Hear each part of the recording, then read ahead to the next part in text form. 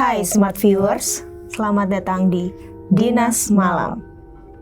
Dan tugas malam ini membahas tentang pamali yang masih dipercayai di Indonesia. Langsung aja kita bahas.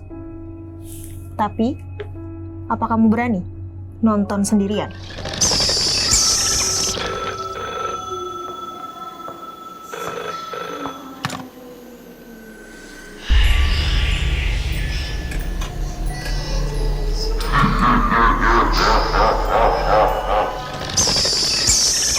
Di episode sebelumnya, kita membahas tentang pamali yang berkaitan dengan kematian. Tapi kali ini, ada hal yang lebih menarik nih, Ra. Yang masih berkaitan dengan pamali, yaitu pamali tentang keseharian. Rara sebelumnya tahu nggak tentang pamali yang di keseharian?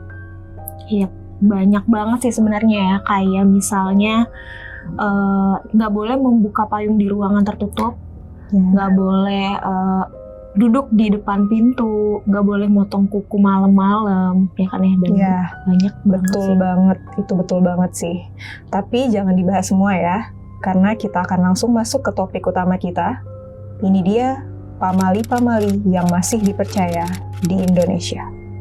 Pamali yang pertama yaitu tidur tengkurap.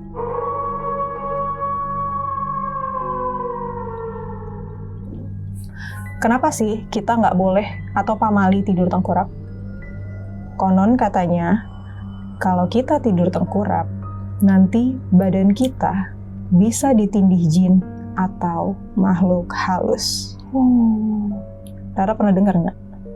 Jujur belum pernah sih kalau untuk tengkurap ya. Paling sering malah yang telentang gitu. Jadi ini sebuah pamali yang baru juga nih. Nah, selain kepercayaan tentang pamali tersebut, ada lagi pantangan kenapa kita ini nggak boleh tidur tengkurap dalam ajaran Islam. Dalam hadis riwayat Ahmad menyebutkan, Rasulullah Shallallahu Alaihi Wasallam pernah melewati seorang laki-laki yang tidur dengan posisi tengkurap. Maka beliau Shallallahu Alaihi Wasallam bersabda, sesungguhnya ini adalah posisi tidur yang tidak disukai oleh Allah Azza wa Jalla. Oke, jadi selain pamali yang berhubungan dengan mistis tadi, juga ada juga nih dibahas dalam Islam ya, bahwa Allah tidak menyukai seseorang dengan posisi tidur yang tengkurap. Kayak gitu. Nah, tapi Peh dan Smart Viewers, kalau dilihat dari segi kesehatan, memang tidur tengkurap itu kurang baik untuk tubuh manusia. Karena saat posisi tidur seseorang itu tengkurap, maka jantung dan paru-paru kita terhimpit. Dan bisa-bisa saat nanti terbangun, kita menjadi sesak nafas. Dan ini juga akan mempengaruhi organ-organ lainnya. Pamali yang kedua adalah bersiul di malam hari.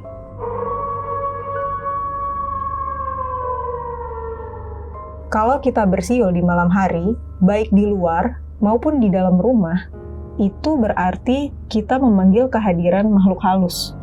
Konon, karena terganggu siulan kita di malam hari, makhluk halus yang terganggu akan membalas siulan kita hingga mengganggu kita saat tidur. Aduh. Jadi ketika kita bersiul, habis itu nanti akan ada yang ngebales ya? Iya, digangguin tidurnya. Tapi Ipi pernah nggak sih kayak gitu? Enggak ya, ngapain ya? Malam-malam. Aduh. Rara bisa siul nggak? Bisa, jujur bisa. Cuman kalau untuk malam-malam bersiul sih nggak pernah ya. Nggak usah dicoba dong. Sorry. Oke.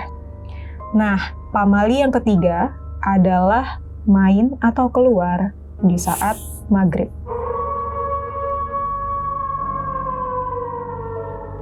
Ini sih emang udah jadi pantangan buat kita semua ya.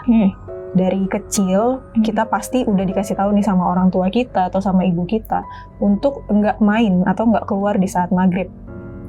Karena konon katanya, nanti kita bisa diculik oleh makhluk halus.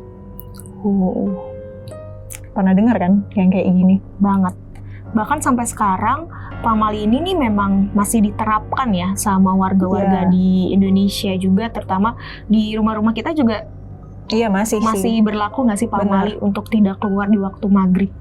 Kayak anak kecil, anak bayi ya terutama, lagi tidur di waktu maghrib itu biasanya dibangunin sama ibunya. Ya, Gitu. Kita pun juga kalau sedang tidur di saat maghrib lebih baik bangun. betul. Nggak boleh keluar rumah juga, atau anak kecil yang sedang bermain di luar Panggilin ke rumah ya.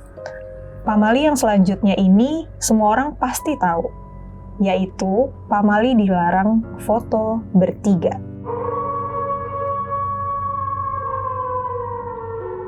Kenapa? Karena orang yang berfoto di posisi tengah katanya bisa mengalami kesialan, bahkan meninggal. Dari dulu nih, Rara pernah dengar nggak pamali yang ini? bener. Itu juga sama. Kayaknya masih berlaku juga sampai sekarang ya.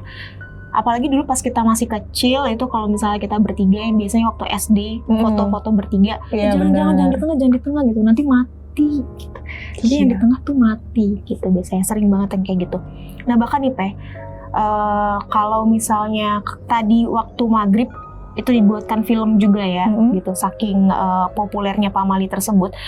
Kalau untuk foto bertiga ini juga banyak banget kreator-kreator yang membuat short movie-nya. Coba kalau misalnya smart viewers penasaran, boleh dilihat-lihat konten-kontennya. Oke.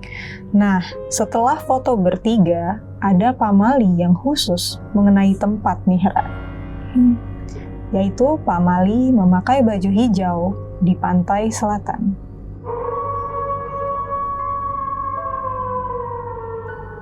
Rara pernah dengar kan?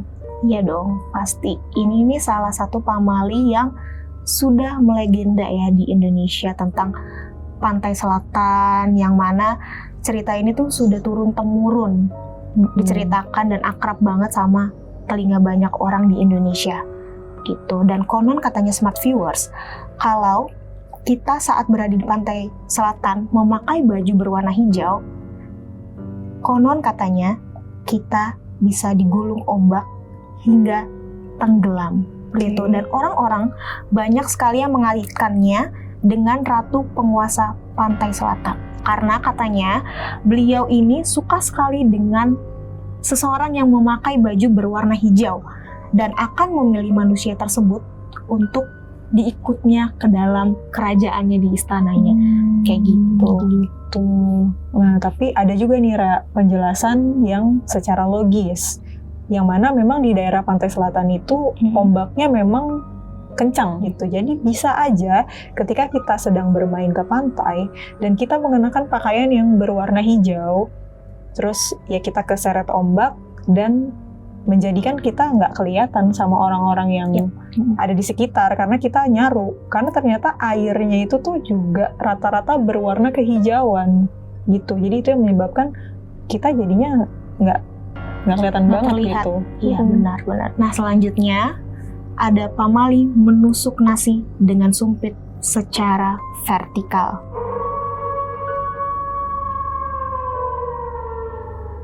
Pamali ini merupakan kepercayaan dari orang-orang Tionghoa.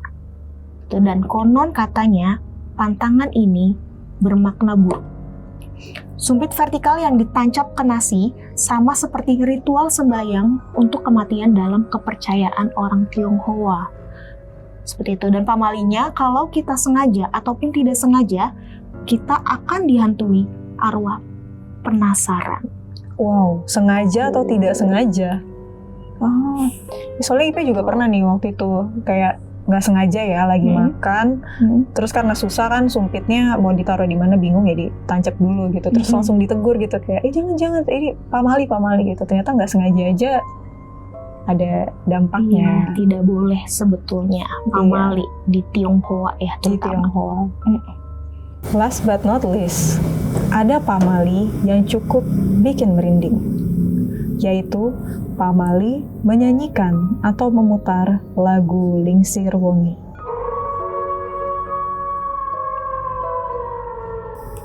Karena konon katanya, lagu itu merupakan lagu pemanggil sosok hantu perempuan, yaitu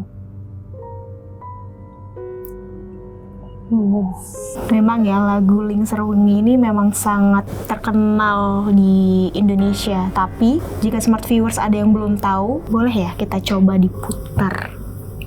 lagu Lingsir Wengi.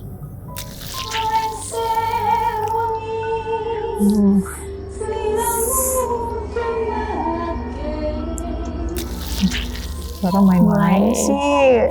Dinding ya di studio Binus TV ini. Jadi dingin.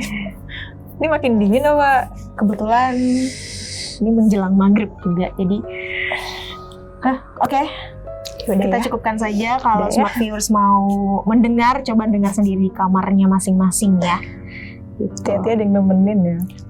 Nah, smart viewers, tadi merupakan 7 pamali yang masih dipercaya di Indonesia.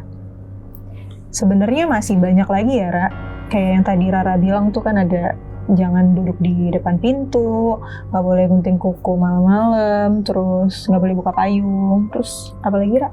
Banyak banget pamali minum atau makan sambil berdiri, pamali teriak-teriakan saat di hutan, lalu pamali bercermin atau menyisir rambut saat malam hari, pamali nyapu malam-malam, dan masih banyak lagi pokoknya gitu. Tapi kalau misalnya smart viewers ada pamali-pamali lainnya yang sering terdengar atau masih diterapkan di rumah-rumah smart viewers, atau pamali yang kurang terdengar mungkin, atau pamali yang jarang kita ketahui, boleh smart viewers share di kolom komentar.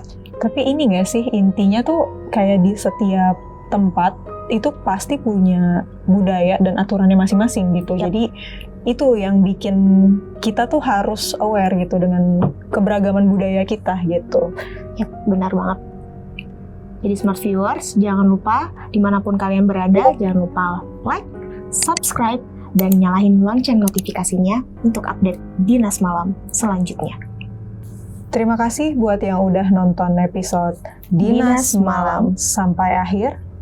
Tapi, apa kamu yakin nonton sendirian?